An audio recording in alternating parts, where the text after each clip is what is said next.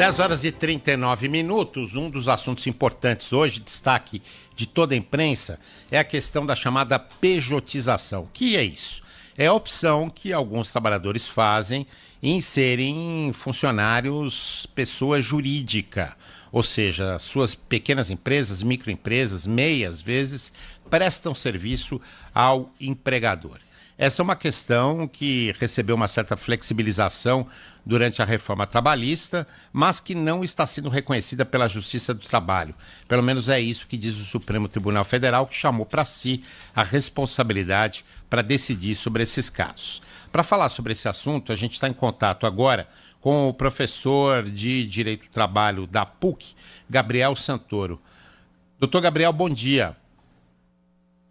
Bom dia, me ouvem bem? Ouço bem, perfeitamente. Deixa eu começar perguntando para o senhor, para a gente não ficar usando palavras jurídicas que ninguém entende, para a gente ser bem didático, o que é pejotização? Perfeito, Sabine. Primeiramente, bom dia a todos, é um prazer falar com os ouvintes da Rádio Bandeirantes. Um tema bastante interessante que vai ser pautado no Supremo mais uma vez. A pejotização, e eu aqui me permito até fazer um comentário, ele vem sendo um pouquinho confundido no Supremo Tribunal Federal. A pejotização é quando, basicamente, como você mesmo mencionou, um empregado abre uma empresa, abre uma pessoa jurídica para prestar serviços para outrem, para eventualmente pagar menos impostos, para ter alguns benefícios tributários de INSS que na CLT ele não tem. O problema é que a pejotização, da forma como vem sendo encarada pelo Supremo, acabou se alargando muito o conceito. Então, o Supremo hoje ele confunde a pejotização, por exemplo, com a terceirização.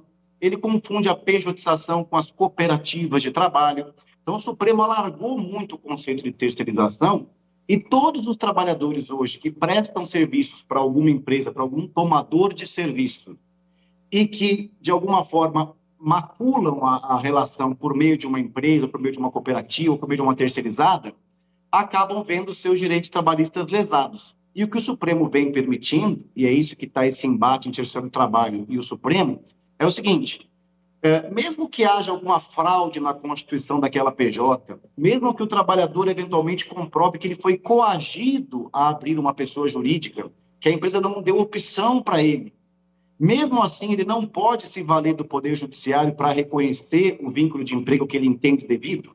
Então, esse embate, sabe, está sendo colocado para o Judiciário.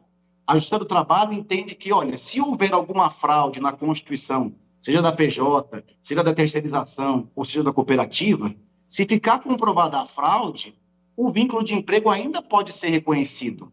O Supremo, por sua vez, vem entendendo que não, que se a formalização estiver em ordem, se houver um contrato formalizando aquela relação de trabalho, não há que se falar em relação de emprego mais. E qual é o grande problema que está colocado para o Judiciário Trabalhista hoje? Ora, se a Justiça do Trabalho não puder mais apreciar eventuais fraudes na constituição de uma PJ ou, repito, de uma terceirização ilegal, para que serve a Justiça do Trabalho, então? Se ela vai perder a função primordial dela, que é analisar se eventualmente alguma fraude foi feita pelas partes, Se o trabalhador de alguma forma foi lesado no seu direito, não há razão mais de existir o seu trabalho. Ela existe principalmente para analisar doutor Gabriel, esses casos. Em princípio, essa relação que se dá entre duas pessoas jurídicas, ele está absolutamente de acordo com a legislação brasileira, certo?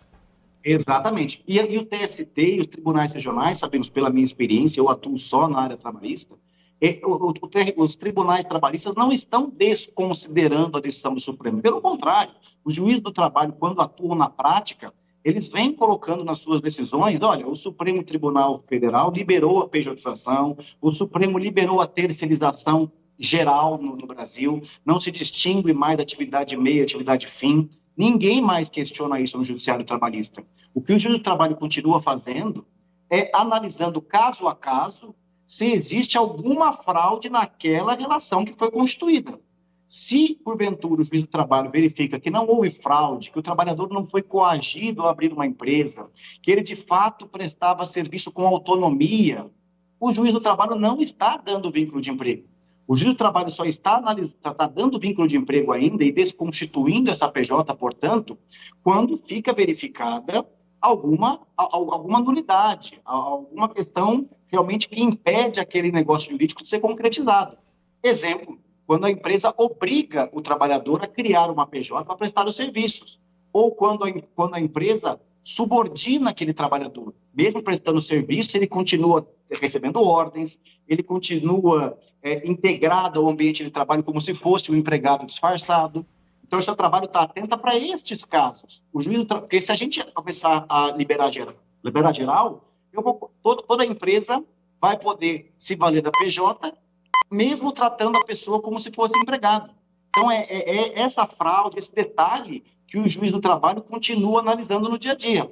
E o que o Supremo está falando é que, aparentemente, o juiz do trabalho não tem essa competência. O juiz do trabalho não pode analisar se há essa fraude ou não. E me parece, com todas as vezes, com todo respeito, que a Suprema Corte caminha errado. Porque se a gente seguir para este caminho, não há mais razão de ser na existência do seu trabalho. Porque bastará um contrato formalizado, uma emissão de nota fiscal e não vai ser mais importante a gente saber se aquele trabalhador foi de fato coagido ou enganado a abrir uma PJ. E aqui eu não estou falando, gente, dos grandes empregados, né? Dos trabalhadores que ganham 20, 30, 40 mil reais. Não estamos falando dessa massa de trabalhadores. Nós estamos falando de trabalhadores da classe média, que ganham 5, 6 mil. Eu já tive a oportunidade de verificar diversos anúncios de PJ para ganhar 3, 4 mil reais. Aparentemente parece uma vantagem para o trabalhador que vai pagar menos imposto, mas, por outro lado, o trabalhador, quando se constitui via PJ, ele fica fora do sistema protetivo. Ele não tem mais fundo de garantia, ele não tem mais coberturas do INSS. Mas tem vantagens também, né, doutor? Tem vantagens tributárias, não há dúvida. E eu acho aqui, e o seu trabalho me parece também que já entendeu isso, não adianta mais a gente ficar discutindo se é válido ou não a PJ. Ela é válida e ponto final. A terceirização é válida e ponto final. A cooperativa é válida e ponto final. O que a gente não pode, na minha visão, e de muitos colegas trabalhistas, sejam advogados ou juízes do trabalho, é tirar do Poder Judiciário Trabalhista a possibilidade de analisar caso a caso se houve alguma fraude na Constituição naquela relação. Essa competência que o Supremo está querendo tirar da trabalhista também é aquela competência que a gente fala, olha, é a competência mais importante da trabalhista. É o juiz analisar se houve ou não uma fraude. Se o juiz entender que não houve fraude naquela Constituição, se o trabalhador sabia dos direitos dele, se ele não foi de alguma forma enganado, aquela PJ vai ficar válida e vai seguir a vida normalmente. Agora, se houver algum indício de fraude, a Constituição, no seu artigo 114, continua dizendo que compete à Justiça do Trabalho analisar eventuais irregularidades na Constituição de uma PJ, por exemplo. Então, é esse embate que a gente vai precisar analisar como é que vai ser.